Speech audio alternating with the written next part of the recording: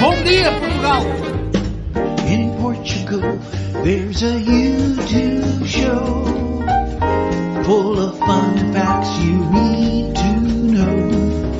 Carl rings the bell and the members show to the GMP morning show. Featured guests will come and they will blow your mind. The audience will do so in kind. The little vanity mixed with some insanity on the morning show with GMP. Good morning, Portugal, and I'd like to welcome you to another fantastic day.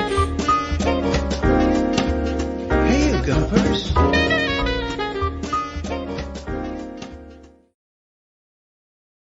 Whoa! Munson here. Hola, bon dia. Alegria. Munson here with the Good Morning Portugal show, live stream and the podcast. How are you? How was your weekend? I'm feeling a slight echoiness in the room here. I think that's weird. Although I have had a therapeutic treatment yesterday afternoon. Thank you so much, Sarah, for running the bars on me, which is like a defragging of my emotional, spiritual hard drive yesterday afternoon. So I may be an entirely new man. I felt like a new man afterwards. So I went to the supermarket and got one. Woo! Right. So let me know how you're doing this morning. We have James, of course, joining us at 9 o'clock this morning. And Vitor Costa, man in the north. Vitor Costa of Portugal Door joining us as well with a Northern Portugal property update. He's got quite the professional look with his weekly newsletter. We'll take a look at that. And of course, Portuguese life through his unique lens. He's quite the chap, isn't he? Bon ovo, good egg. And a very interesting chap. And he's learning Chinese, you know. And we'll be talking to him at around 9:30 this morning. For the last time this year, it is, of course, the last week of broadcasting of 2023 here on the Good Morning Portugal show. We'll wrap up at, after the show on Friday. Hopefully, Mrs. M will join us. We'll have a little bit of a party atmosphere. Hoping Frank can join us. It'll be Frank's slot this coming Friday. So hopefully he can join us from wherever he is in the world. And we'll have a party atmosphere. And then we'll be releasing material during the Christmas week. I mean, is this the Christmas week? This is the pre-Christmas week. And between the Christmas perineum, I suppose, between Christmas Day, Boxing Day, Christmas Eve, and New Year's Eve and New Year's Day, we'll be releasing video, but nothing live until the 1st of January, where me and Mrs. M will be back together for that first day of the year, 1st of January, which is the Monday, and we'll be here to welcome the new year in with you on that Monday morning. So let me know how you got on this weekend. I've got some nice photographs I wanted to show you by way of a beginning to the show this morning. Some fabulous photographs on the way over to Colin's house. Thank you very much, Colin, for your lovely hospitality on Saturday evening. A very happy birthday to you. I think the birthday celebrations finally concluded now. Lovely to see you and meet a few new folks, including an ex-Arizona cop. Really good to talk to you, Jeff. Very interesting.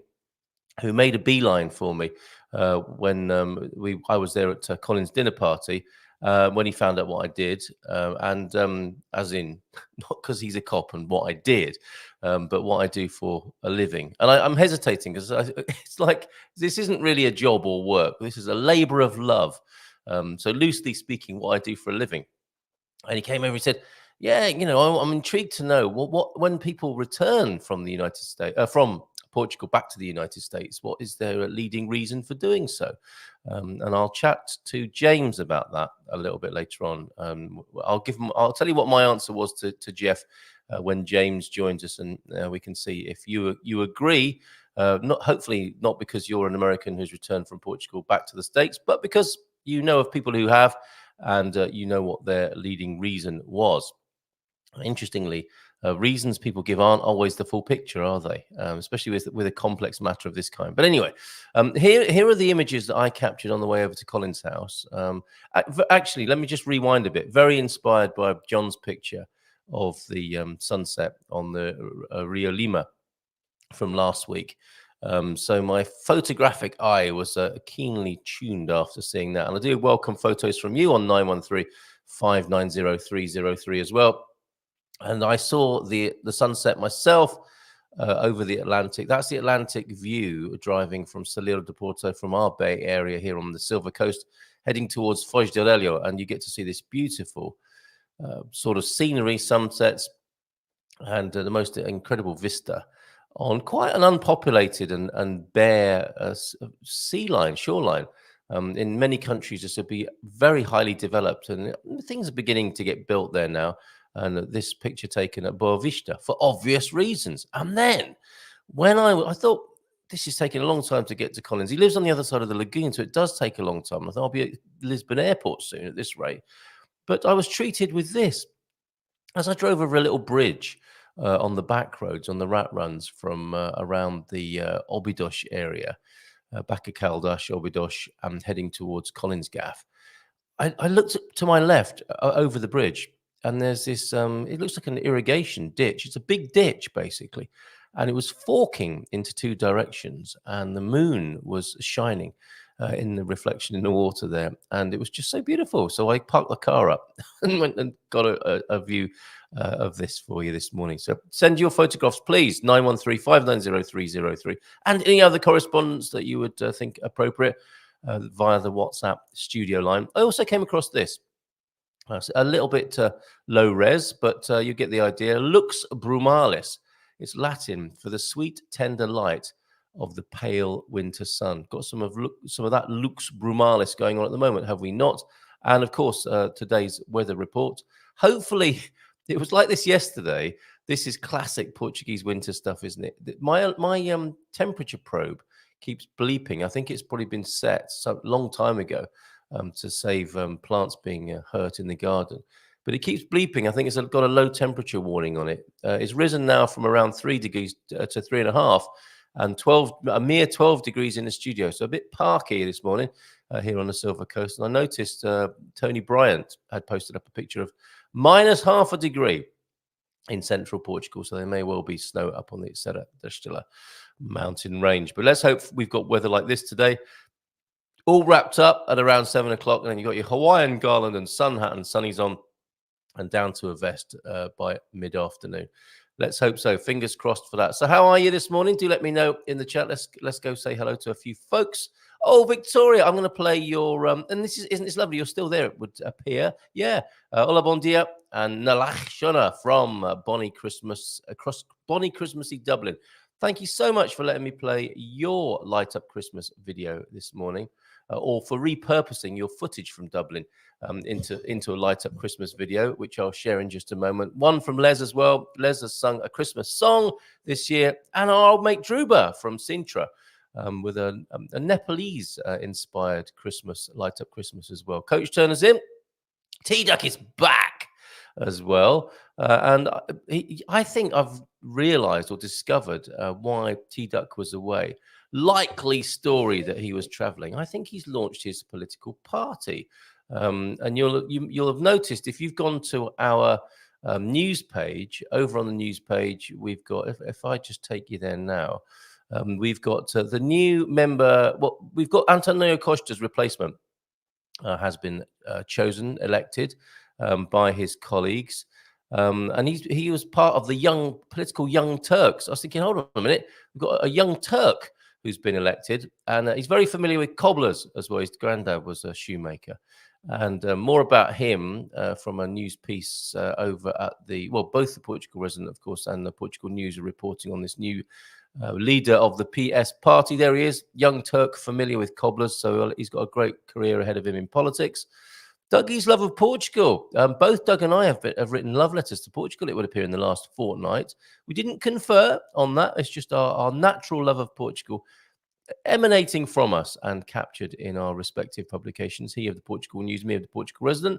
My piece, Portugal's Big Year Ahead. I think my love letter was last week, wasn't it?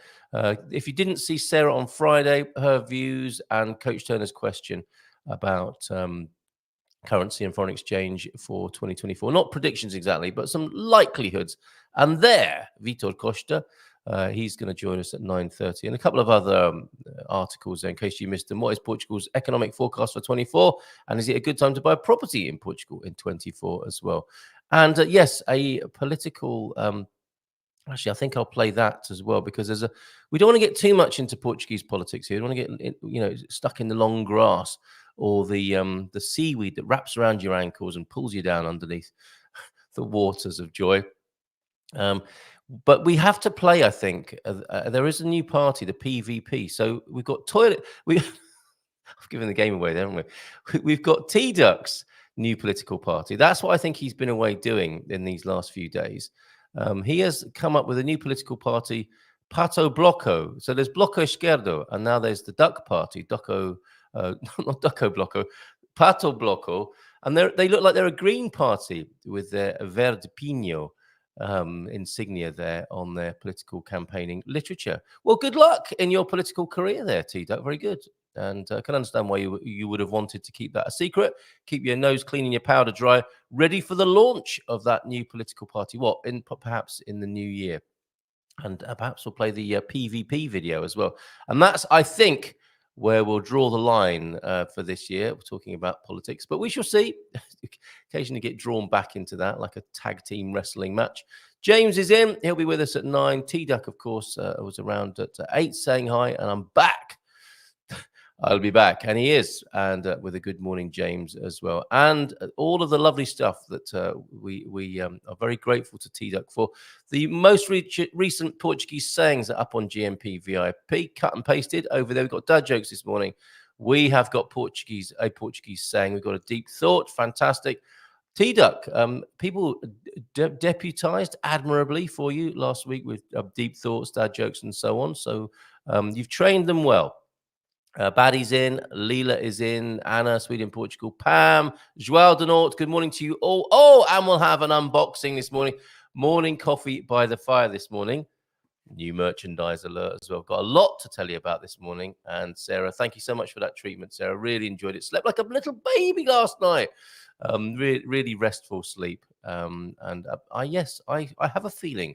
I wrote a little blog before I went to bed. I was, you certainly something's happening. The defragging of my emotional, spiritual, mental hard drive, as you put it, I think is in progress. Oh, the name of the political party is not Pato Bloco. It is now Psicopato. Scary stuff. Okay, and Antonio F is here as well this morning. Right, lots to get through, lots to share with you. Let's start while I recompose myself. I've got very excited talking about all these various things. We have a light up Christmas. Let's go with, because Victoria's here, let's play her lovely footage from Dublin this morning. There's a few to share with you, and we'll pepper them throughout the show. This is the first.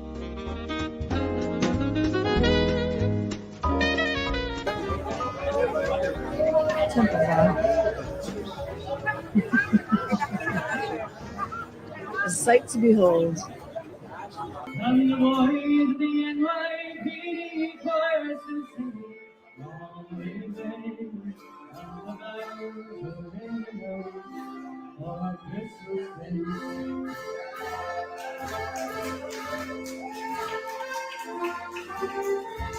Christmas! Merry Christmas, all you gumpers.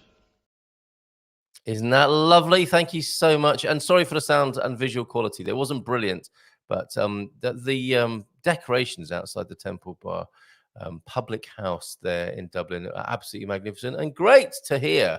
A little bit of the fairy tale of New York, which I have to say, Bobby O'Reilly was telling me about the send-off for Shane McGowan last week. And I had Tony Bryant also send me a clip from the funeral and a rendition of Fairy Tale of New York, which really moved me, actually. I played it several times. And then on Friday night, I thought, I know, I'm going to get that documentary that I watched long ago about the making of that song, the creation of that song and the video, and what it took to have that happen. And I was very moved by that as well. A few tears, I got to say. What an amazing song backstory that is, the Fairy Tale of New York. And singing, I think family here are thoroughly sick of hearing the Fairy Tale of New York. But Mrs. M can't help but call me a scumbag, maggot, and cheap lazy faggot from time to time. Those are the lyrics. It's not her actual view of me. Well, at least I don't think it is. Okay, let's go from Shane McGowan and Pog Mahon kissing my butt and all that sort of raucous Irish stuff to a very gentle rendition of Rudolph the Red-Nosed Reindeer from the Caldash Crooner. We're lighting up Christmas. These were the videos, the Advent videos from our Advent calendar, Light Up Christmas at GMP, not gmpvip.com, at goodmorningportugal.com. We're up to date, and we'll come to Druba's Light Up Christmas from Sintra that was published this morning. But I believe this was Saturday's. This was Les and Rudolph the Red-Nosed Reindeer. Now, there's no excuse not to sing along. You might not know the words of Fairy Tale of New York. Doesn't everybody though? And you might not want to sing them out loud for a fear of offending somebody. Rudolph the Red-Nosed Reindeer, are we still allowed to sing that? Merry Christmas! Merry Christmas, all you gumpers. Hello everybody, Les here again. I've got a Christmas song for you this week, and I've also got a Christmas poem I've written, a double whammy. The first one is the song, and that is Rudolph the Red-Nosed Reindeer. I'm sure you all know it, so please join in and sing. Cheer you up for Christmas. Rudolph the Red-Nosed Reindeer had a very shiny nose, and if you ever saw it, you would even say it glows. All of the other reindeers used to laugh and call him names. They wouldn't let poor Rudolph join in any reindeer games. Then one foggy Christmas Eve, Santa came to say, Rudolph, with your nose so bright, won't you guide my sleigh tonight? Then all the reindeers loved him, and they shouted out with glee, Rudolph the Red-Nosed Reindeer, you'll go down in history. Yay. Merry Christmas! Merry Christmas, all you gumpers. Marvelous rendition there from the Caldash Crooner. Les, thank you so much, Les. And the poem he mentioned, we will share that with you before we get to Christmas. And Pete, remember Peter Farry, the singer-songwriter in Exeter in Devon in the UK. He has a Christmas song. And late last night, I discovered that he'd be delighted for us to play that as well. So excellent stuff. Lots more to come for you this morning and this week as we wind our way towards Christmas. Do you enjoy singing along there with Rudolph the Red-Nosed Reindeer? I think you might have done. And if you feel like videoing yourself doing that against a glittery backdrop of Christmas lights, do so and send it to 913-590-303. Let's say a few hellos then. Bon dia, Gumpers. Feliz segunda a todos. Como foi o vosso fim de semana? How was your weekend? There, do let him know. And a dad joke warning, I have a black eye in karate. See, T-Duck? They were keeping that dad joke baton passed from one to another whilst you were away last week. Mindful moment then. Mindful moments from James in the spirit of deep thoughts from T-Duck. And we have one of those as well this morning. Mindful moment. The whole world is a series of miracles. But we're so used to them, we call them ordinary things. That's so true, isn't it? You need to take a moment, pause, and reconsider what we take as ordinary, as actually extraordinary, as miraculous. And this time of year, a good time to see that and be aware and alert to the magic of and miracle of our lives, of life itself. Hans Christian Andersen, thank you very much for that, James, via James, and it was Hans Christian Andersen. And Bon dia, Alegria from T-Duck at around 8. And he is asking where the coach is. I've got a great tip for him today. I bet you have. And let me come back to that. And I'll put that in. I'll add that to the God Squad tip of the day, which I suspect is coming up in just a moment as well. Your deep thought today, T-Duck. Fear less, hope more. Eat less, chew more. Talk less, say more. Hate less, love more. That's Abigail Van Buren, who was looks like another columnist in the papers. Dear Abby is here we go, is an American advice column founded in 1956 by Pauline Phillips under the pen name Abigail Van Buren. I wonder why she chose that. It's a slightly sort of exotic Northern European erudite feel to that name. This woman will be able to give me some good advice. She's got a Northern European name, Van Buren. Sounds slightly psychotherapeutic, and carried on today by her daughter, Jean Phillips. That's amazing, isn't it? 2 generations of advice. Thinking of doing one of those with Mrs. M, the agony aunt and the ecstasy uncle column. Maybe it'll get a wrong. If I, you talk about ecstasy these days and get all sorts of weird mail, couldn't you? And visits from the from the law enforcement as well. Okay. Thank you very much for that. Let's read that again, that deep thought. Fear less, hope more. This is very Christmassy. Fear less, hope more. Eat less, chew more. That could be Christmassy too. Talk less and say more. Yes. After, with that uncle, the uncle who comes over at Thanksgiving or Christmas, we might want him to talk less and say more. Think a bit more about what he's going to utter before he just says blah, blah, blah, blah, blah, blah, and upsets everybody. Hate less and love more. Well, certainly this time of year and any time of year, we can subscribe to that. Thanks, T-Duck, a cracker this morning of a deep thought. And your Portuguese saying, diz-me, com quem andes eu te direi quem és. Tell me who you're with, and I'll tell you who you are. That's not perennial exactly, but universal. It's universal, that, isn't it? You can judge somebody if you do such things as judging people by the company they keep. We do, don't we? We can't help but judge, but we can at least see ourselves judging, which is a good start. And cue Sarah McLachlan, Ordinary Miracles. Yes, that might have some people going to Spotify after the show for a bit of Sarah McLachlan. And that's connected, I take it then, to the deep thought this morning, Dear Abby deep thought, where we are. No, or was it? No, that was from James, wasn't it? Nicely done there. Oh, I'm thinking T-Duck wrote that. Okay, fair enough. This is all James with his mindful moment of the day, beautifully segueing Hans Christian Andersen and Sarah McLachlan there. Thank you very much. And dad jokes, which will be put away until later on, because it's always nice to see the look of Vitor's face, especially Aretha Franklin's. What? Is that a punchline, or is that something I've missed there? Bon dia Gumper says, the coach, and welcome to another week. A particularly good morning to my fellow wise men. Yes, the wise men of the Gumpocalypse. We're all in early. Nice to see T-Duck in that arrangement again. Off to have the car checked over this morning, so a good excuse to take it for a run. And from the coach to T-Duck, apparently we can learn from our mistakes. Can I stop learning now, please? Yes. No. We progressed leg exercises last week, so I thought it might be useful to look at walking and how to progress that. It all starts, of course, by putting on your shoes and getting outside. Step 1. If you're just starting, then any walking is an improvement, but don't go mad. There is a temptation, isn't there, to really go gung-ho and then put yourself off for another couple of years. Walk gently for 10 minutes or so, then add a couple of minutes each day. For the first week, stick to a steady pace. And by the end of the week, you'll be, a good hour away from home.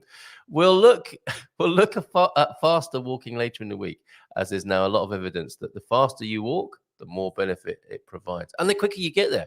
Scientific fact. Okay. And T-Duck's contribution to fitness this morning. I discovered an easy way to add squats to my workout. I moved the beer to the bottom shelf of the fridge. Although that's funny, it's true, isn't it? It is true. And I would recommend, housework, the things you do around the house, to make them a little bit more difficult, perhaps, so you can enjoy a mindful stretch whilst reaching for a cold beer. Nice one, T-Duck. Thank you, Coach Turner. Hola, bon dia, alegria from Baddy. Hola, bon dia, todos from João de Norte and Lila with a good morning, Portugal this morning. And hola, bon dia, of course, from Victoria in Dublin. Absolutely loved your images from Dublin. Looks like you're having a great time over there, Victoria. Happy Christmas to you. And yes, this week, I guess there'll be a lot of Christmas greetings. If you would like to send a greeting to a family member back home, now, I know you can do that very easily now. You don't have to go to the phone box on the corner of the street on Christmas Eve anymore, like you used to back in the day. But if you would like me to read a greeting to somebody in your family somewhere else in the world, because you can have it read out on Good Morning Portugal, and they can watch it with you here, then do so. 913-590-303. Very happy to relay messages to the folks back home or elsewhere in the world, or even our friends here in Portugal. Just let me know what you want me to say in reason, and I'll do that. 913-590-303. The studio mailbag and hotline. Bom dia a todos from Anna in VRSA. How was the gig at the weekend, Anna? Time to get warm clothes and shoes out, heading to Stockholm on Wednesday. Wow, Sweden for Christmas. Now, I've got a feeling as well. You said, yes, wonderful. We got a little clip of singing from the concert at the weekend. So thank you very much for that. Bon Domingo. All Christmas concerts check. So successfully delivered to, I'm sure, an enthralled public. Amazing to do the last one, a combo with the Portuguese choir. Also, 2 last verses in Portuguese. Well done. Feel free to share. Christmas feeling has arrived. So we will share that. Actually, do you know what I'm going to do? I'm going to make that Light Up Christmas for tomorrow, and I'll play it tomorrow. So thank you very much for that, Anna. Wonderful. And Pete's in as well. Bon dia, Alegria from a chilly Lisboa. Glad you finally got a proper declagging, Carl. Defragging, I said, Peter. Good morning to you. In Lisbon this morning. How's it there this morning, Pete? Bon dia from Pam, who is on the way back, on the way to Lisbon to pick up a friend, maybe back by now, who's visiting for a week. Looking forward to a week of sightseeing. How lovely. And we'll be popping over to Alcobaça this week because the Christmas lights, I think, over there are especially nice. Might bump into you in the street over there, Pam. And we're sure to have a last year, do you remember? Mrs. M, I was just setting up the camera to video her having a ginger out of a chocolate cup. Turned back towards her, having, well, what else shall I film here? Turned back, and it disappeared. She just necked and eaten the whole thing. So we're both looking forward to rerunning that this year. Actually, I took that sunset picture north of us on the Minho at so not the Lima, the Minho River at Villanova. Okay, correction. And let me just show it. Well, it's a good excuse to show it again because I absolutely love this image. So that's the Minho at Villanova. Thank you very much for putting the record straight on that there, John. And or should I say Gerald and Ort. And it's a bit frosty. We've got some lovely weather reports coming in. A bit frosty in Alcobaça this morning. 0 degrees in Amarante, where Frank Nibley is. Good morning to you. Bon dia, Carly says from a freezing Amarante. Beautiful, isn't it? Up there. And I imagine it's quite twinkly with the freezing cold weather as well, Frank. Good to hear from you this morning. Antonio F with the Bon dia Toros. And Cia de Quinta. This is a good moment, isn't it, to do a quick unboxing and unveiling of the new merch. Morning coffee by the fire this morning. Are you? Look, you can see on the screen there, Cio. You do pronounce it Cio, don't you? Or is it Sio? Do you want to give me a phonetic pronunciation of that, Siobhan? Good morning. Morning coffee by the fire this morning. Is it in one of these? I'm going to do an unboxing for you now and show you the new merch. So inside here. Ta-da! Who doesn't like? It's the new Who Doesn't Like First Thing in the Morning mug. How about that? A new issue. And it has the traditional Good Morning Portugal cockerel on the other side there as well. So these are brand new.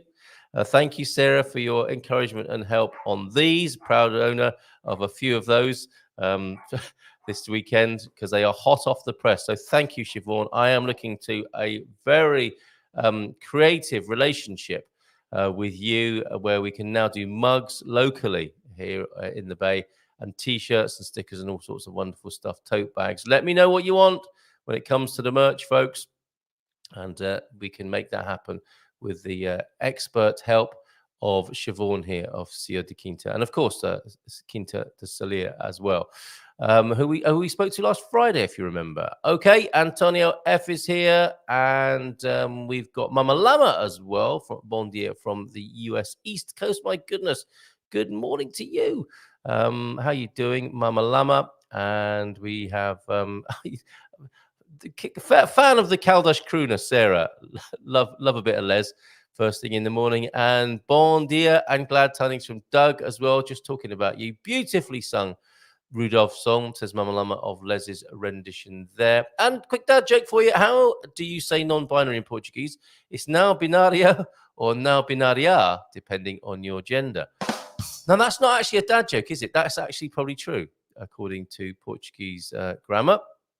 Wishing you all the best Christmas time ever. Raquel, see you this week. I think you're with us on Wednesday. And thank you so much. How rude of me. I realize now I have not responded to you. The baby step business development. We are so delighted. Do you know sometimes you get a message from somebody and you're so delighted that you're jumping about for joy. and you forget to respond. And this is one of those. That was such good news that you sent us, Raquel. We'll talk about it on Wednesday. Thank you so much for what you're doing for us behind the scenes. And we were delighted to receive that news. So looking forward to speaking to you on Wednesday. And Ian Turner, Coach Turner, had the whole family over for a late lunch yesterday. We need to crack on. We've got James waiting. I thought that said minus 22 in UK. No, that's just a hyphen. Had the whole family over for a late lunch yesterday. Would that be dinner then? All 22 of us together for the first time since last year. Wow. Then my brother turned up unexpectedly. It's a Christmas story, isn't it? Just a lovely day. Fantastic. We'll come back to more of your comments after we've played the theme tune of James, friend of the slug, and chat to him this morning about mindful migration and pick up on that little conversational thread that happened to me on Saturday night. Why do people return? What's their main reason for returning to the United States? I'll chat with James about that after this.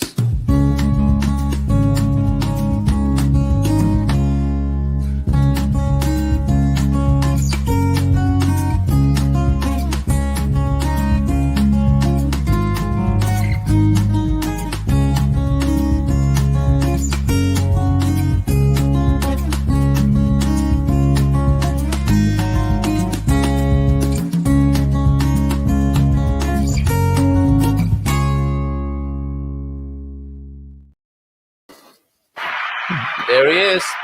Bom dia, Feliz Segunda. Feliz Segunda, Feliz Natal. How you doing, mate? I'm fantastic, thank you. Good to see I you. have to say that tune that you selected is one of those things that resonates so well. It just felt so perfect when I first heard it. Now every Monday when I hear it again, I just start smiling. Yeah. I mean, it's just an impulse, just no filter. Just so thank you for that. My pleasure. Really and it was it was chosen because either the name of the track or the artist has Redwood in it. Yeah, the title of the track is Redwood Highway. Yeah. So yes, brilliant. Absolutely, and it's something about the acoustic guitar, I think, isn't there? One of the most evocative tunes for me is Snuffy Walden's 30-something theme tune. And that just really opens me up whenever I hear that. It brings back memories. It lifts my spirits. And there's something I think about the whatever it is, the register or the how the acoustic guitar and stretched catgut, probably nylon these days, does something to the human spirit. It's to do with the guitar, isn't it? I can't say. I think it's probably everything. It's the melodic line. It's the instrument it's played on. It's the energy of the music, which is all informed by the energy of the composer and the performer. So I think it all goes together. And then it was just sort of one of those icing on the cake things when I found the title or discovered what the title was, because I had already resonated with the song. And then the title's like, oh, Redwood Highway, as it is so perfect for the slug persona. And, really what I consider home in California was Santa Cruz. So it was all beautiful. Came together. Yeah. It's like it was meant to be. Yes. And if we ever make an album, that's got to be track 2 or 3, isn't it?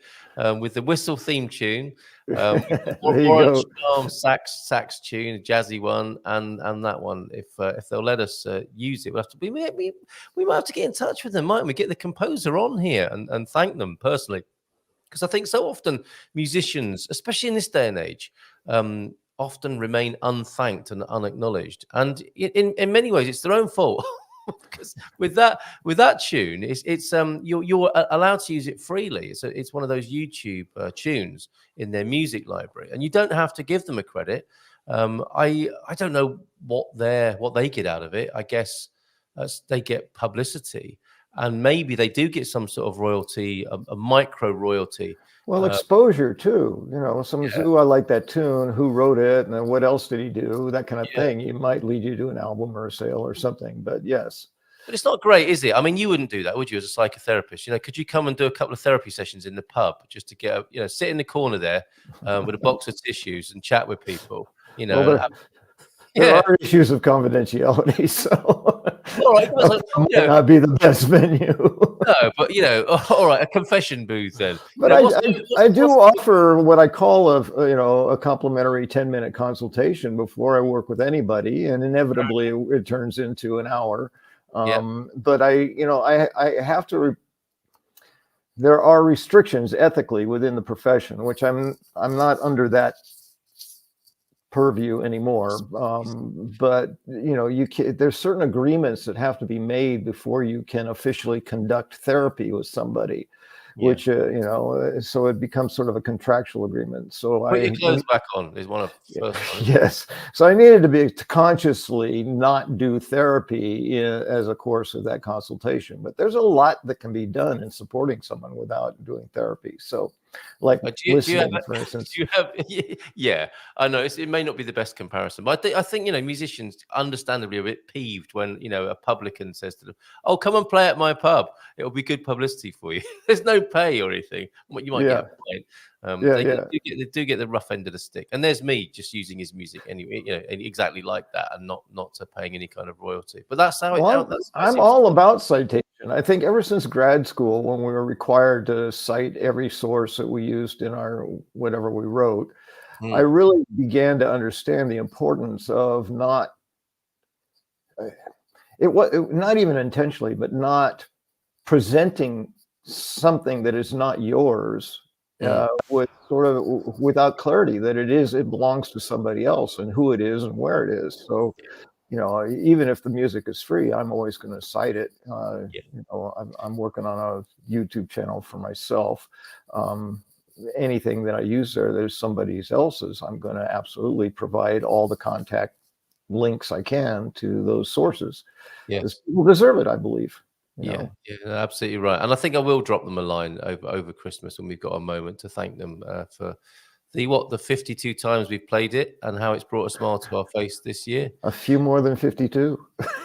Yes, and I was going to add something to that. No, it's gone now. But I think maybe I should put it up on our YouTube channel in its entirety. So that's what it was, so that people can listen to it and have their spirits raised just as ours are every Monday morning when we talk about mindful migration and what's been on your mind, especially over the last week. I don't know if you heard me earlier on. I met an American gentleman, an ex-Arizonian cop, if that's the right adjective.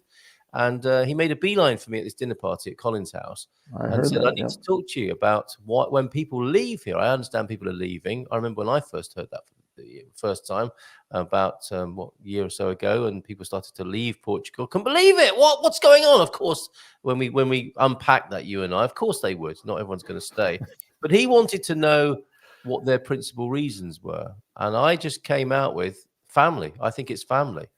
Often there's this kind of syndrome about it where people begin to feel uneasy and build a case. In the same way that they built a case when they were coming, the weather, the people, the food, the tax break, blah, blah, blah, checklist. And I think there's one principal cotton candy stick, and then the rest of the cotton candy is built around that. I think the same thing happens when you leave. There's one thing that hurts or is difficult, and then thereafter it's like, and the driving, and you can't understand what you buy in a supermarket, and it becomes syndromic or whatever. But I think principally my sense of it is that people miss their families, and that's the biggest reason why they leave here and go home. What say you? I'm just chuckling inside. I said, okay, subject covered. Oh, okay, should we move on? I have a couple thoughts on that. When I heard you introduce that, it's like, oh, well, I had a different idea. I was going to jokingly say, no, I don't want to talk about that and move on. But Yes. I will move on, and I think we'll have enough time to get to that. I don't have a lot to say about it because I don't have a lot of experience with it. Right. It's certainly not my personal experience, and I don't know anyone who's returned to the United States from Portugal personally. So there's not a lot for me to say, although professionally, or at least based on my life experience, I have some ideas that I think essentially you're right. Maybe I'll just cover it now, be done with it, and then move on. There's no set way we have to do this. And the other one, The other one is around unfulfilled expectation. I think expectation has a lot to do with people leaving, because they come with an idea of, well, we talk about this in the 8 stages of relationship, the infatuation. They come with infatuation and expect to stay infatuated for the rest of their life.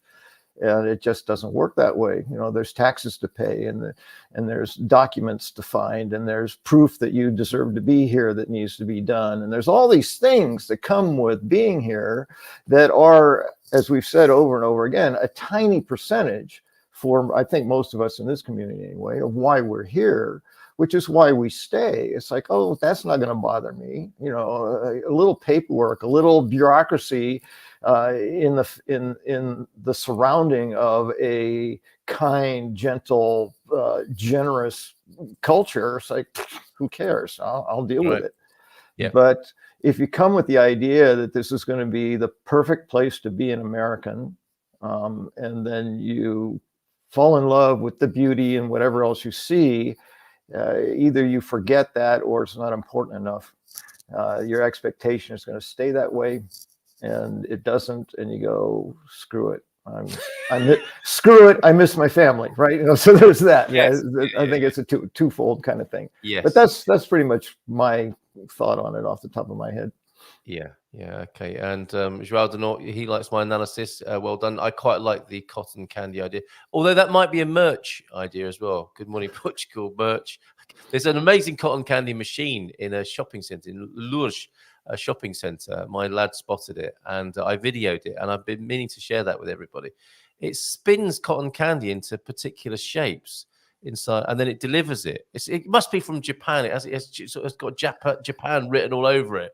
I can see it laser printing something on the outside of it to start with. James, it was like that. It was incredible, this machine, and we were just, the whole family was just looking up through the glass at this cotton candy spinner that was, almost with laser etching, and it was quite the machine.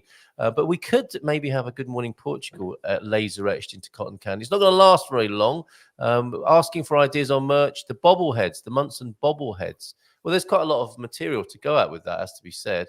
I need a tote bag, says Sarah, who likes the who doesn't like mug very much indeed. And was hemp. A hemp tote bag, of course, if James has anything to do with it. And probably too late for next year. But could you do a GMP calendar with space to write appointments? Yes, and each of the holidays, the public holidays of Portugal, on there. Well, it needs to be a book, not a calendar. Yeah, that'd be a full calendar there. Nothing wrong with that, by the way. Bon dia, pessoas from the Squire of the Shires as well, Morning Squire. And thank you, Antonio, for your information that's coming in this morning. And Pam, most of the people I know who returned to their home country was because of grandchildren. So, yeah, another sort of family connection. It is a strong one, of course. And you're not going to know how that feels until you feel it, because you can rationalize that, can't you? Oh, it's fine. I'll fly home. I'll fly them here. And it doesn't always end up like that. Morning, all. Great to be here again. Lovely to see you all. Is our very own Portugueser in today? No, it's the American geezer this morning with his mindful reflections. And I suspect he has one for us right now. Yes, well, it's topical because of the time of the year. I realized a couple of weeks ago I talked about another perspective, which is people aren't always jolly and joyful. But you raised a question earlier this week on, you did a survey, I don't know if it's just Facebook, but online anyway, around happiness and joy. And I said, well, there's 2 perfect words for the season. And, I do have some thoughts on those. To me, I was going to say obviously, but maybe it's not obvious that I have thoughts on that. But I thought, well, that would be something I would enjoy talking about, particularly since this will be our final meeting on a Monday before the new year. Of course, yes. So I was looking, and I really appreciated your explanation of what you meant by happiness, because it really aligned with when I talked about happiness a while back. So I don't think it's really happiness we're looking for. It's more contentment, more satisfaction with life, a sense of, this is great, as opposed to, these temporary moments of emotion, and happiness is an emotion. So like all emotions, it comes and it goes, it moves in, it moves out, something else takes its place, then that goes away. We can feel it at the same time we feel something else. So happiness to me is not really that big a deal. To me, I think I said in my comments to you that to me, happiness is like the water that comes out of the faucet. It's always there, and we're assuming that we always have water, if we're not going to be a cynical, futurist, environmental type person. But we're just going to assume we always have fresh water. That's the assumption we'll make. So in that case, happiness is like that. You just go turn the faucet on, you turn it off, and it's just when you choose to have it. Yeah. And so to me, it's like, well, then why aren't people happy all the time? One, I think that would get boring, because we live a life of relativity. So, what's happiness if it's not put up against sadness?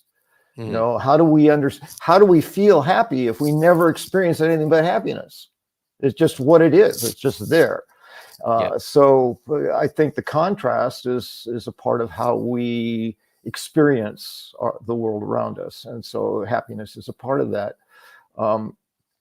So then I got to thinking, well, if happiness is the water that comes out of the faucet, what is joy?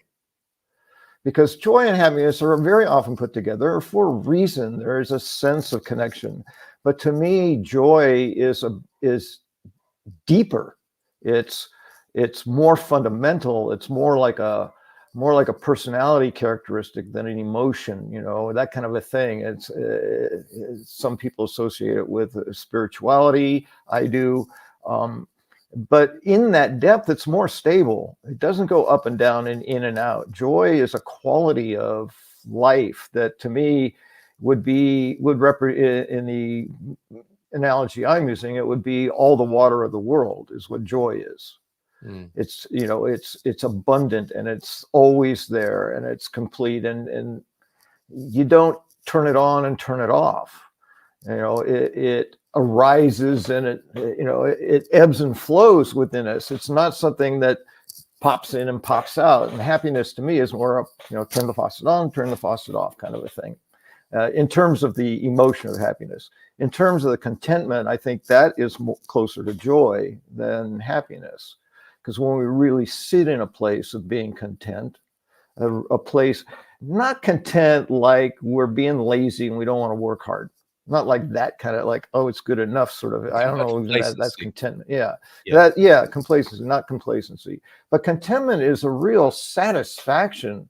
Yes. A real smile. It's an internal smile about life. It's like, this is great.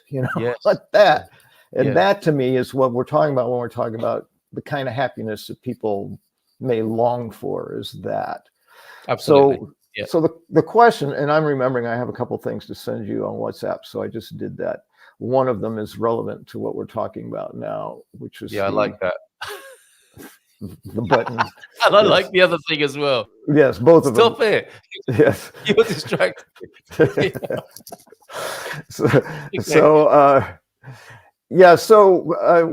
Now I distracted myself. Hope, happiness. Fundamentals, like what we need to understand about how we're wired and who we are in order to be able to manage this dynamic of happiness and joy and what's going on. And that's the mindful aspect. Because happiness and joy are both always accessible. The water tap, you can always turn it on. There's always going to be water to come out. So there's your happiness. And the source of that happiness oftentimes is joy, which is, always there. So it's not a function of pursuing it or where do you find it or how do you get it. It's a function of accessibility. And we tend to want to put our accessibility to those things on what's outside of us, other people, circumstances. Can I be happy in the face of my car just broke down? Yeah. And the answer is yes. It's not a function of what's outside of you. It's a function of what's inside of you. So I have often said the only things we control are our thoughts, our words and our actions. That is it. And most humans rail against that. No, I control much more than that. It's like, I'm sorry, I have not heard an argument that has convinced me that you do. We have the illusion that we control things outside of us, but that's influence. We can influence what's up. Yes. How dare you? So, and part of the reason I'm so adamant about this is that we take our own power away when we give the power for happiness and joy to something that's outside of us, because we don't control that. So if we don't control that, then we're powerless to experience happiness and joy when we are inclined to. So I really believe it's a choice. And when I was working with high school age kids, especially, well, not especially boys in this one, but the idea of choice. So, well, I don't have a choice. It's like, well, we always have a choice. Matter of fact, life is nothing but choices, one after the other. That's all it is, really. What I choose now, what I choose now. You know, you were saying people rail against that. I'm just imagining a teenager railing against being told they have a choice when they don't want to have a choice. It's like, so unfair. Stop it.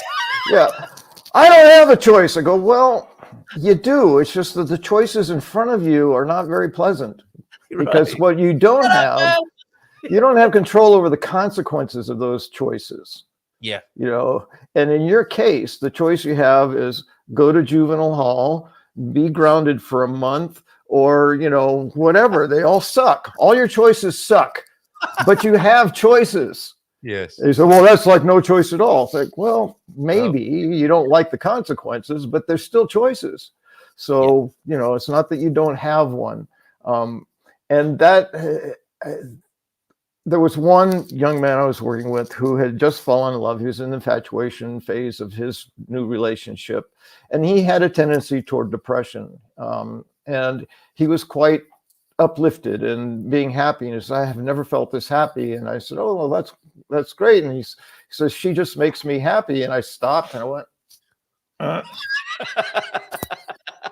Sit down a minute. Do I want to rain on his parade right now? Well, I am his therapist. You know, it's like, on his chips right now. But it really forced me to look at what are we talking about when we say they make me happy. If I fundamentally believe that that's our control, not someone else's, so they don't control my happiness, so they therefore don't make me happy, why is it that I'm always happy when I'm with them? And that's where I got to this notion of accessibility.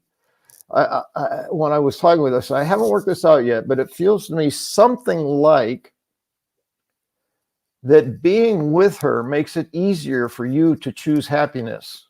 Well, that's the very interesting thing to me in what you're saying is the context for this, and how much we can do to perhaps permit or allow more joy in our lives. And I think there is a sort of contextual matter, if you like, without wanting to sound too philosophical or pretentious about it. But, you know, and there's all sorts of this wonderful conversation, James. And thank you for picking it up and running with it. This was the original question: how happy are you? A quick survey. And I did go into some detail about, you know, my distinction and definition of happiness. And, you know, it's like, is it less than 25% of the time? Is it more than 50%? Is it around 50%? Is it all the time? And I just think it's an interesting question. And a part of the context as well for me is how I think we're living in a kind of dark age, where people's expectations for joy and happiness are actually quite low at the moment. And we kind of... Or maybe they're high and unfulfilled. There could be or that. Maybe both. I don't know.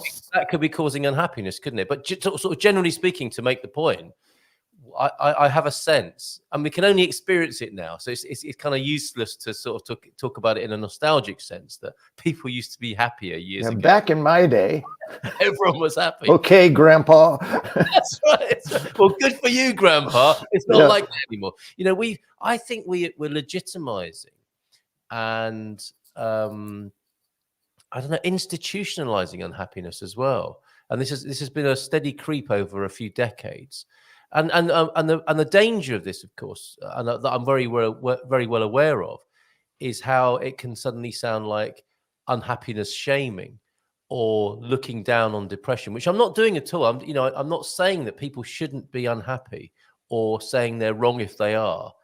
I'm just saying our view of it, our context for it, and what we can do about it is a bit off at the moment in this time in history. There are different angles and access to this that we're not talking about because the mainstream culture doesn't talk about them. And in fact, possibly the mainstream culture does a lot to make the problem. Yeah, the mainstream culture floods us with reasons not to be happy. Yes. We have, I think this particular time you're talking about is access, as I think I mentioned it last week, access to everything that's going on in the world right now. Every moment, 24/7, we have access to that. And we're being flooded with that in a way that we never have before. And I don't think we're wired to really be able to deal with it in a way where we can maintain some sort of stable, healthy relationship with our environment. And it can feel futile. Accessibility to happiness gets buried in this pile of bad news. Yes. So, for me, number one is turn the freaking news off. Just stop it. Put your clothes on. Put your clothes on, turn the news off. My ground rules. Yes, I control nothing outside of myself. What the hell am I going to do with this pile of stuff that's every time I turn it on, it's just piling on top of me? Yeah. What do I do with it? I can influence. That's what I'm doing now. I'm talking about it. And to me, that is the measure. I mean, maybe we're being inundated with bad news. The other side, hopefully, the influence is we can control not what is being piled on us, but whether we choose to get out of the flow of that piling on and how we deal with what's coming at us. Because ultimately, I'm choosing to be happy or unhappy. That's my choice. That's what I control, regardless of what's outside of me. And people go, oh, well, how empathetic is it for you to hear all this bad news and then say, well, I choose happiness? So there's happiness shaming and unhappy. There's shaming everywhere. People just want to shame whatever doesn't match what they think is right.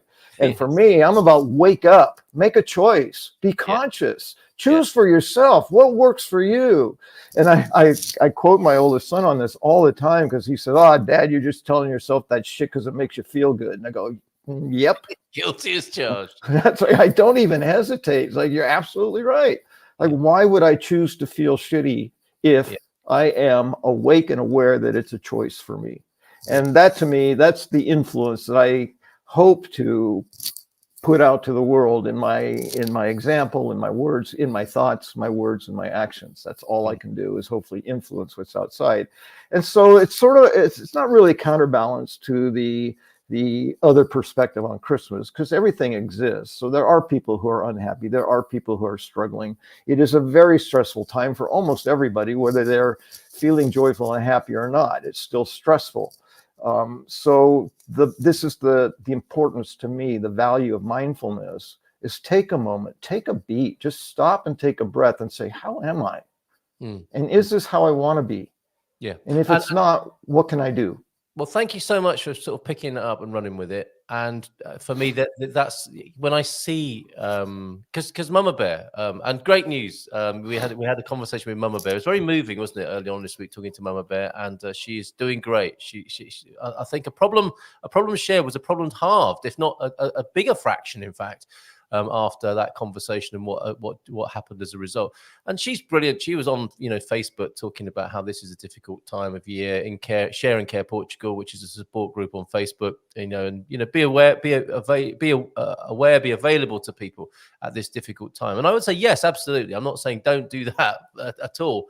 And we can also, in terms of normalizing insanity, it's like, well, how much longer are we going to put up with this ridiculous situation of this conditioned response at this time of year that does make so many people feel so bereft, undermined, devalued, or less than as a cultural event. It's really weird, isn't it? You know, we so instead of saying, you know, let's change it, let's change this how we do Christmas. It's like, well, let's gird our loins for the suffering that happens every time. Every time this time of year. It's kind of weird, isn't it? It's kind of weird how we're doing that. And of course, that is all, that all eventually ultimately comes back to choices, and having it comes back to mindfulness again, doesn't it? Having awareness, having a transcendent view of what's going on, and then making informed decisions and choices based on that. And understanding the only thing that I can do to change the whole thing is to change how I approach it. And how I influence others to do the same. That is it. That's all the power I have outside of myself. And that's why people rail against it, because there are things that are so horrific, so unsustainable, just so it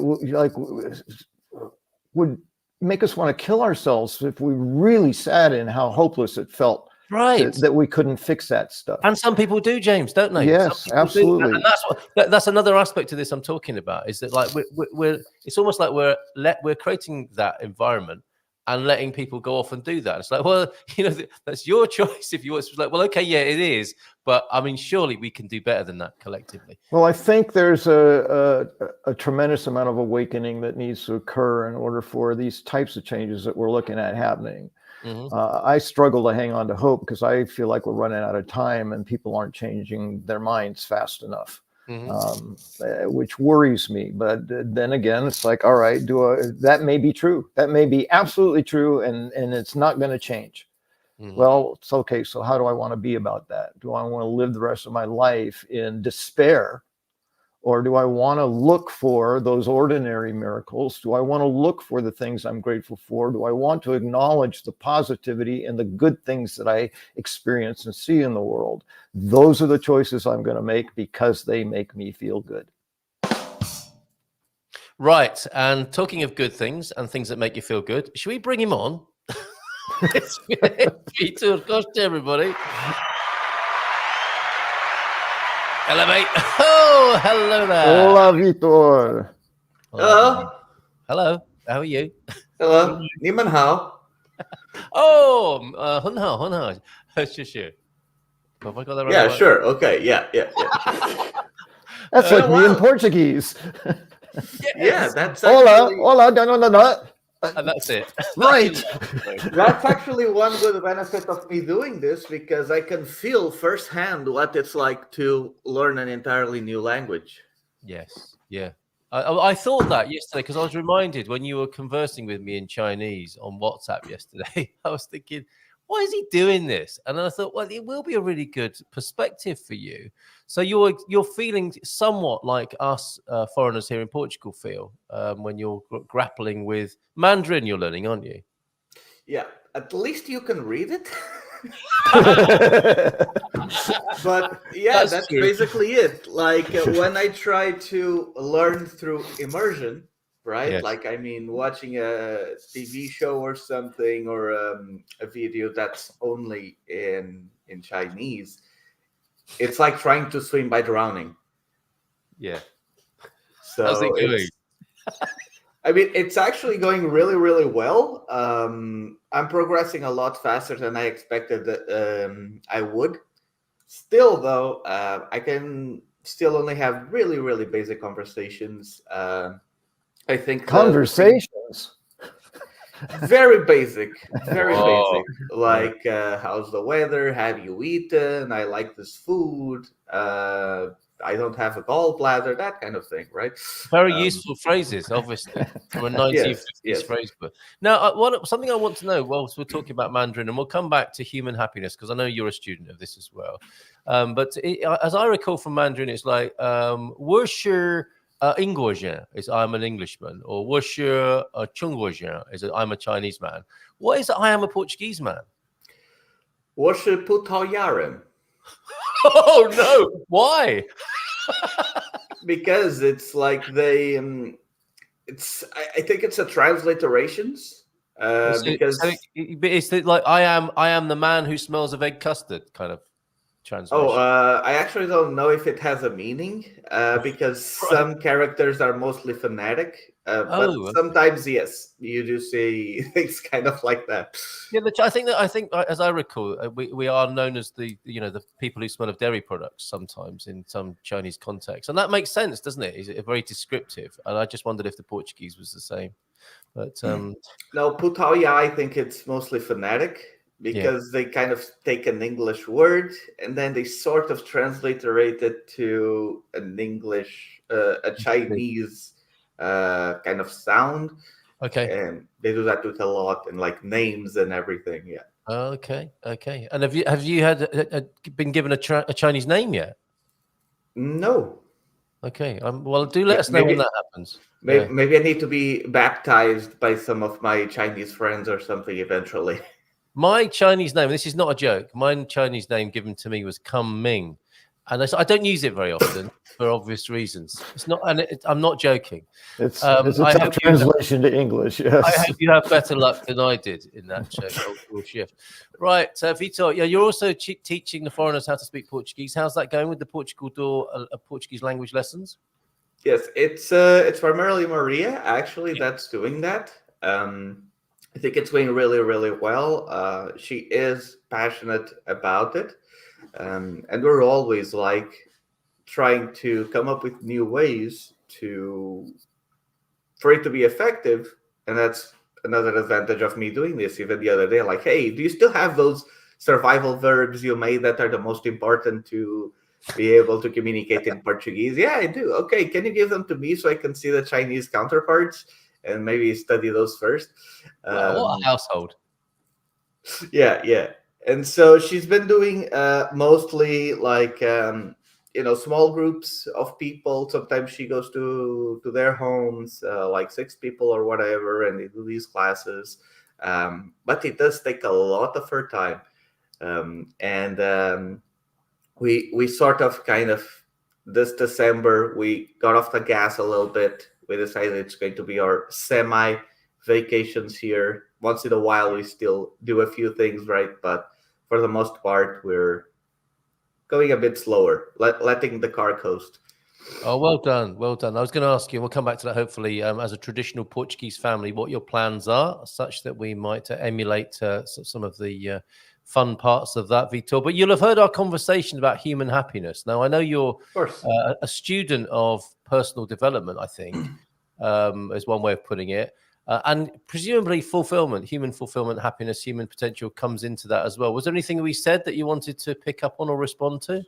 Well, when you were talking about the happiness and in the bad situations, it reminded me of, what's the name? The Happiest Man on Earth or something like that. I don't know if you've heard about it. No, I don't know that. He was like, I didn't read the book, or I just heard about him on another book.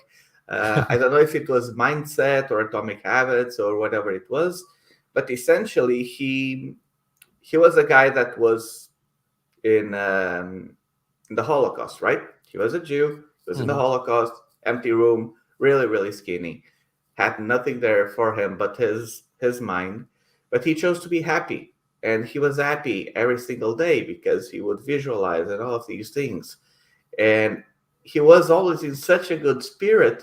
Even though he was going with what many consider to be the absolute worst thing a human being could have gone through, even the guards respected him and liked him because of his attitude and the way he chose to live. So it brought that up to mind. I think that might be Viktor Frankl, Man's Search for Meaning. Certainly, it's a similar situation. Yeah, absolutely, and that, I mean, a very stark representation of how we choose. And we have options, perhaps even in the most grimmest of circumstances there. Other contributions coming in about this? I think to me, it's like the only subject worth talking about ultimately, or it's a supreme subject. We're here on this planet as human beings, and the lenses through which we view life, you might think would be the most important thing we could teach children or think about ourselves. But we do get distracted with other matters, it would appear. And don't miss the influence that he had on those guards. Right. Yeah. Yeah. He Oh, didn't, yeah. he Certainly. didn't control them, but he influenced Certainly. them by his example and his choice. So that's Yeah. exactly And a great let model. me tell you something to that point too. This is really interesting. So one of the people that I really, really like and follow and has taught me a lot is Chris Voss. For those who don't know, Chris Voss, he was the lead FBI hostage negotiator for like 24 years. And he now retired from the FBI, and he has a company with his son. He teaches people how to negotiate, how to communicate. And his book, Never Split the Difference, was the fastest book I ever read because I couldn't put it down. And he says one thing that's really impactful, which is never treat anyone poorly that by inaction could make your life more difficult. Mm-hmm. What does this mean? Everybody can make your life more difficult, right? Yes, so he had Most a friend people that do. Yeah, but here's a more direct example, okay? One of his friends created a website that's basically tell me your secrets or something like that. The idea is people would send him secrets knowing that they would be published anonymously. Yeah. Right? But they would be public, but anonymously, so that people share their secrets and that other people could go there and be like, oh, I'm not the only one doing this. Mm-hmm. And one guy sent him a Starbucks like cup in a wrapper and everything to confirm that he did work for Starbucks. And he said, I give decaf to people who are rude to me. So even when you're going to a Starbucks or something like that, you are in a negotiation, and just by not being good to people, they can be harming you. So if you think you're having a coffee resistance right now, maybe that's not the reason. I'm still getting those headaches. Yeah, stop being an asshole at Starbucks. All right, Darren says, bon, thank you for that, Vito. I knew you'd have something to add to this. Bon dia, wonderful gumpers. Yesterday's sunshine was wonderful. Yes, we're definitely in that time of year and this sort of weather, aren't we, where it's like that in the morning and then like that in the afternoon. So definitely enjoying a lovely seaside day, walking and enjoying a spectacular sunset with friends. How beautiful. And Darren, quite interested in the subject he would see this morning, as is Andrew Gilchrist. Morning to you, Lord Gilchrist. All rise. I don't have a choice. I don't have choice. I have options. Just a slight semantic difference. Well, there. what do you do with the options? Choose them. Ooh. Choice to snooze the alarm, says Darren, or miss work together. Yeah, I mean this is our lives, isn't it? If you go to his house now, you're gonna get decaf. You are. It doesn't mean the choices are pleasant ones. I mean, the consequences are the choices. It's just you've got them. That's all we're saying. Is you have choices.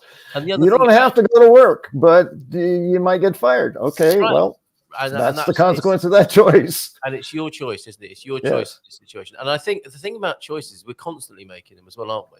Because even not making a choice is a choice not to choose. You know, this is relentless for us human beings. Well, ultimately, not making a choice is choosing to let the circumstances determine the outcome.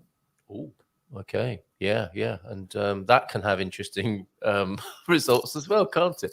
As Tito's Quem cala consent. Yeah, say that again. Do you know that expression? Quem cala consent. No. So it basically means silence is consent. Oh, I see. So he who shuts up consents.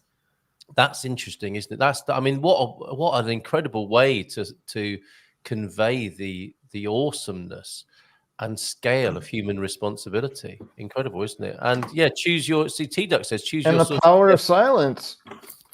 As well, yeah. I guess it can work both ways, can't it? Choose your sources carefully and avoid the corporate government mainstream fascism.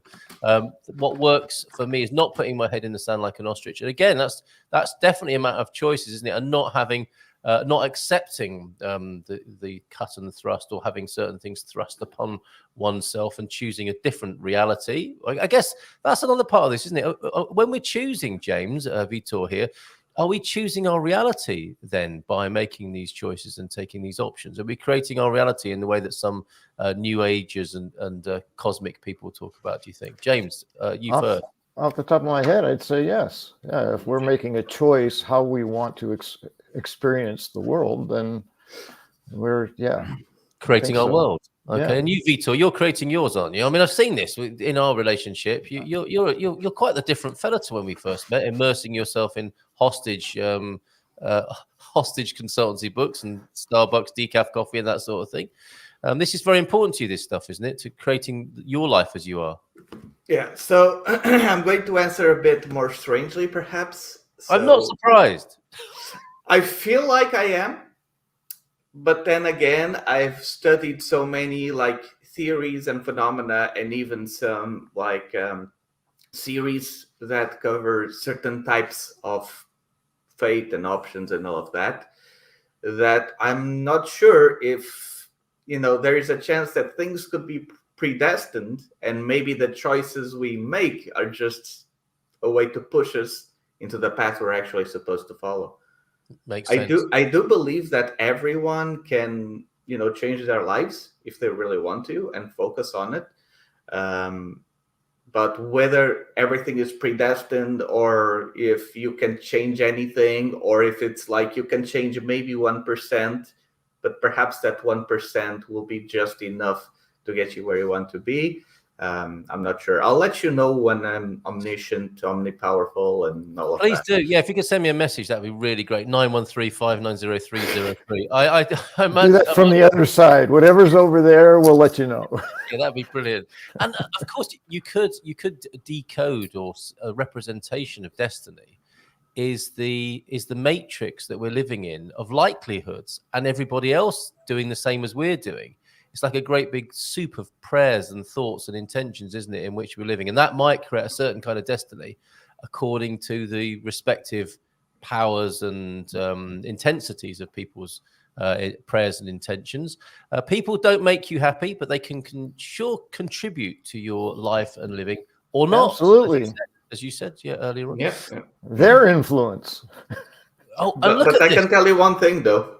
Yeah. One thing that I've been having a really hard time not believing, or because I have so much evidence of it, is the law of two creations, which states that for anything to exist in the physical, it must first exist in the mind. So for you to have anything in your life, be it good or bad, you must first create it up here. Like if you're starting to stress out, I'm going to have an accident someday. I'm going to have an accident. I'm going to have an accident. Sooner or later, you're going to have an accident. I don't understand what help that sort of thought has for people.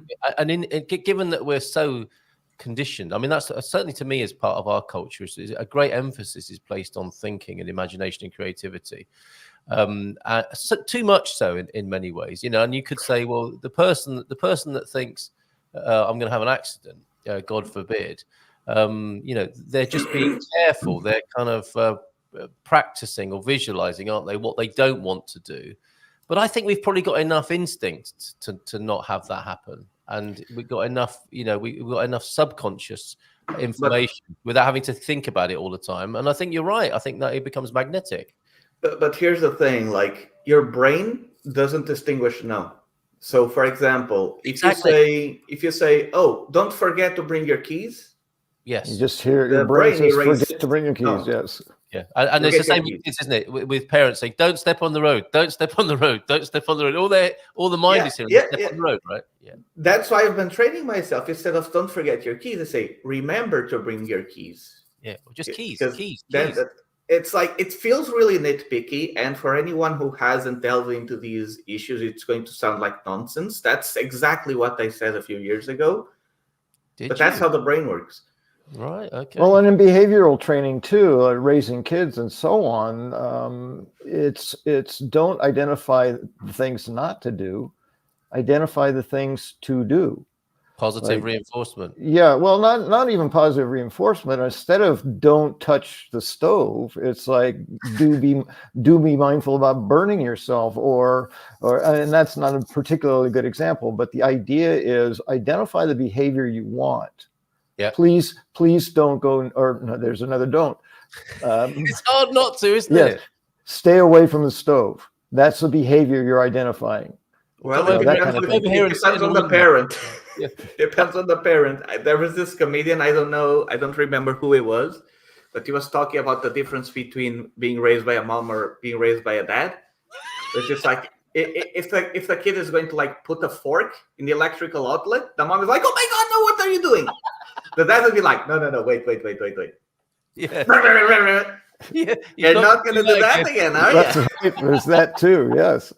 You have one really bad experience, they're probably not going to repeat it. So I actually in grad school read about some cultures where the children were not constantly regulated. They were given sharp knives to play with. They were allowed to go to the edge of cliffs, and they knew better. They just, no one was trying to change their behavior. Somehow intuitively they knew this was not a safe thing to do.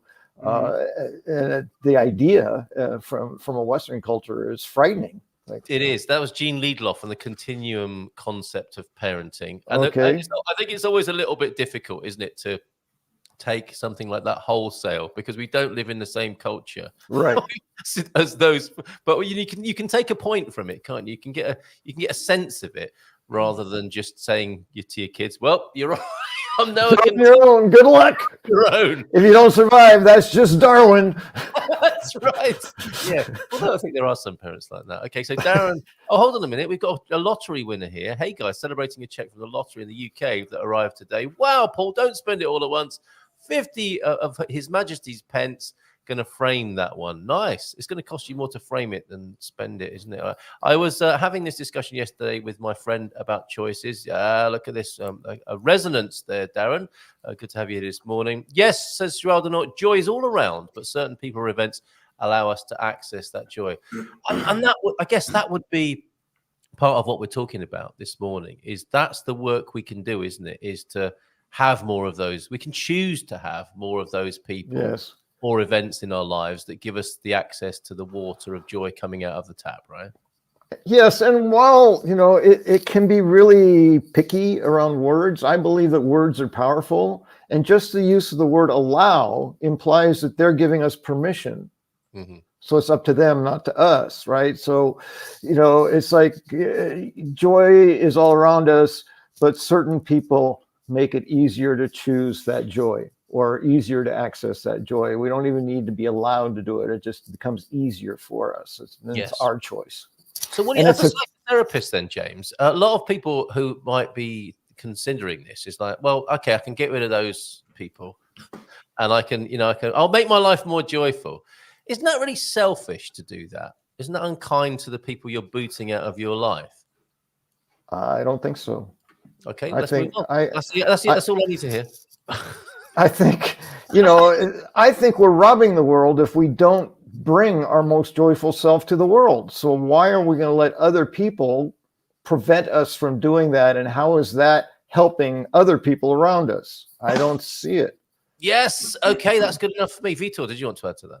Yeah, of course. Imagine like if you had a friend that every time you invited them over to your house, which was frequently, you brought over 2 trashes full of leaking garbage.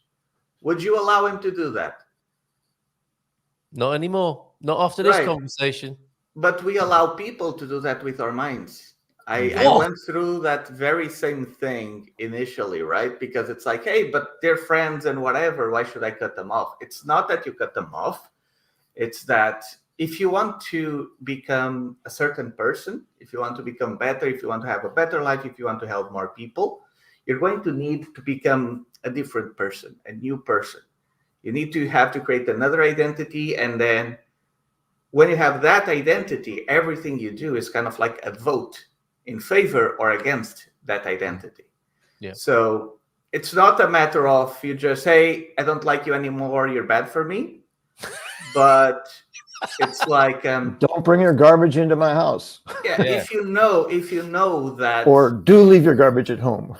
Yeah, if you know that talking to that person about certain subjects is going to bring negativity, it's going to be some kind of discomfort, then either gradually stop hanging out as much with that person, or see if that person can start seeing things a little bit your way, and then they can hang out with you, but in a new mindset. Like, for example, I love my mom. But there are certain aspects, namely business, that I know if I talk to her, it's going to be hitting against the wall, right? So it's better to not even mention that. It doesn't mean I'm going to cut off my mom from our lives, but it's not as productive to have certain conversations there. All right, mate. Just in case your mum is watching, here's Vitor looking very professional and doing an excellent job up in Viana do Castelo. Tell us briefly about this, because you have, I think this is wonderful, this infographic. There are 64 houses for sale, 18 apartments for sale, 12 properties for rent.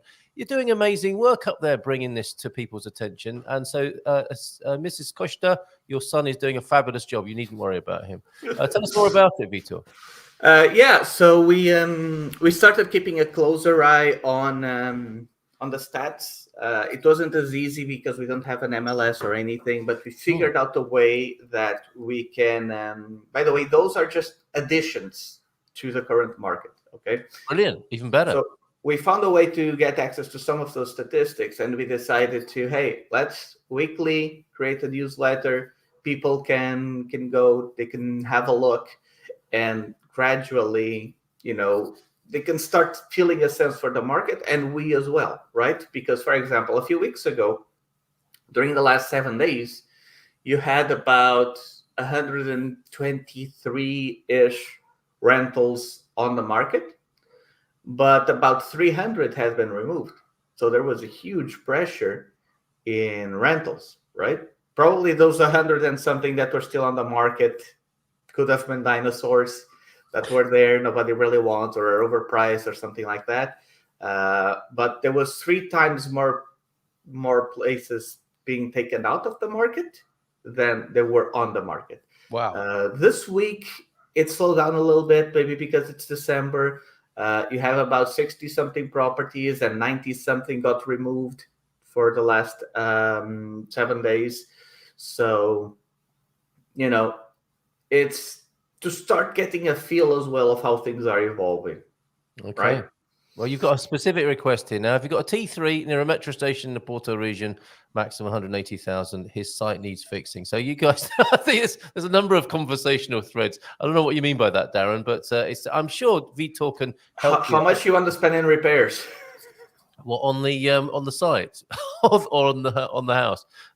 Okay, on the house, 180K. Yes. All right. Well, there's certainly a room for a conversation. If you want to join Vitor's site or mailing list, that's where you do it there. I've put the link in the chat because we're running out of time now, and I want to do the dad jokes, and I want to come to the comments that have been coming in about this conversation around happiness, which I found fascinating, and thank you for going there with us all this morning. It's fantastic. People, okay, so we had that comment, but it's a good one. Don't make you happy, but they can contribute to your life and living. Darren's having that conversation with friends yesterday. Oh, yeah, and on this matter of back in my day, everyone was happy. Well, I'm sure they had problems in the past, just different issues. True. And I suspect they had different ways of seeing things and doing things as well. I mean, we can only be where we are now, for sure. Yes. And there may be things we can learn from the past. And they didn't know every human being on the planet's problems. Right. They had I mean, that's right. I heard once that in a daily edition of the Times newspaper, this was going back a while, before the internet probably, there's more information in a daily newspaper than some people saw in all their lives as a medieval peasant or something like that, which is staggering when you think about it, and the stress that must cause for the mind and the spirit of the human being. Yes. Gary Mills is in. Good morning, Gary. Bon dia, Gumpers. And Mr. S also. Bon dia, vossos message. Boston, Massachusetts, US. Bostonian. I think drinking Starbucks is punishment enough. Without it being decaffeinated. Fair enough.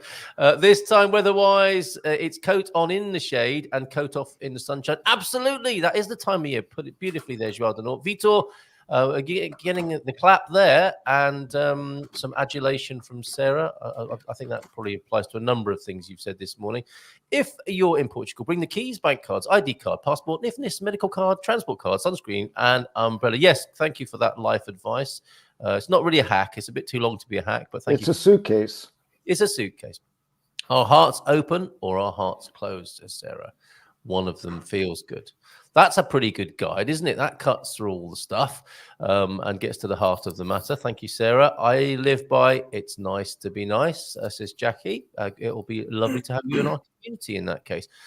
Surely there has to be a degree of compromise, James. Otherwise, you can never spend time with anyone else. It's a matter of degree, isn't it? Although he did I understand the humor, but I disagree. Weird people like.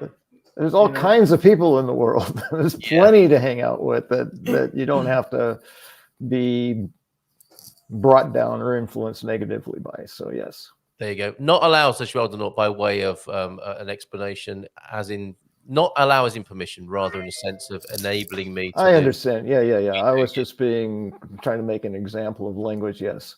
Yeah. So we got you there, Joelle. And talking about surrounding yourself with the people who make you happy, our party last year was for 25, this year 11. And I was invited, so I take that as a compliment there. Feliz Natal e bom ano novo. It's 10 o'clock. We were going to find out about Vitor and how he celebrates Christmas. We haven't got time for that. We've got a barefoot broadcast coming up. Vitor, lots of food, Grandpa's house. Please show my visual.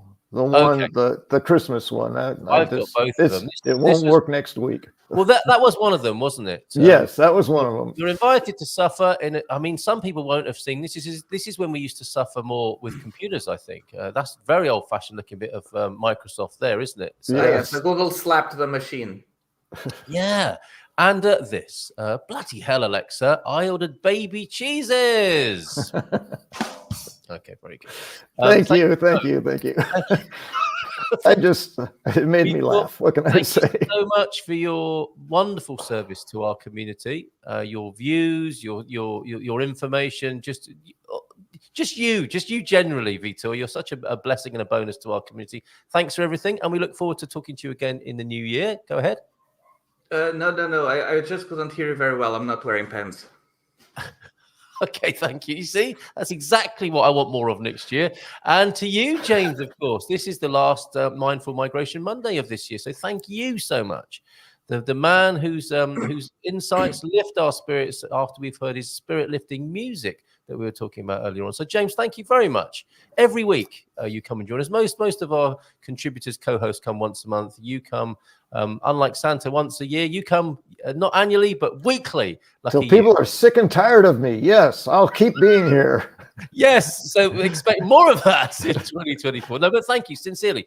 Thank you, James, for your insights, and that we that we have, mindful migration at all. We take a different view on it, and I think we've had some amazing conversations this year, and you've come up with some amazing insights. So thank you very much to you, James. Thank you, both of you. Have a wonderful Christmas. We have more to come this week, saying Happy Christmas and winding our way towards Christmas this year.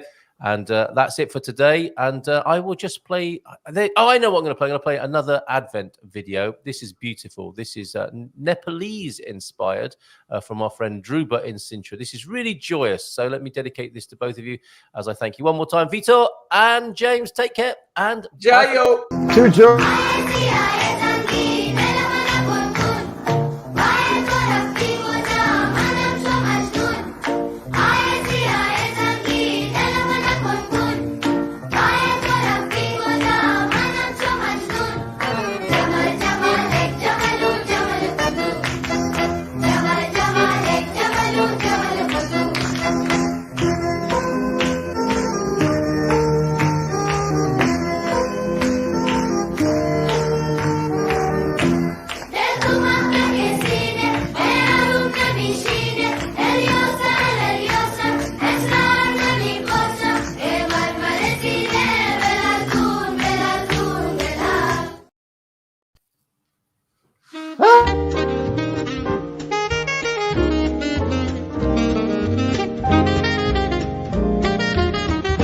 Bom dia, Portugal!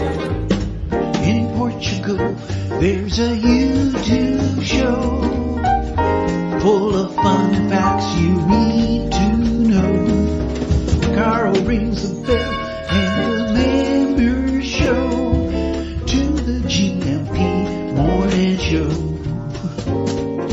Featured guests will come and they will blow your mind. The audience will do so in kind.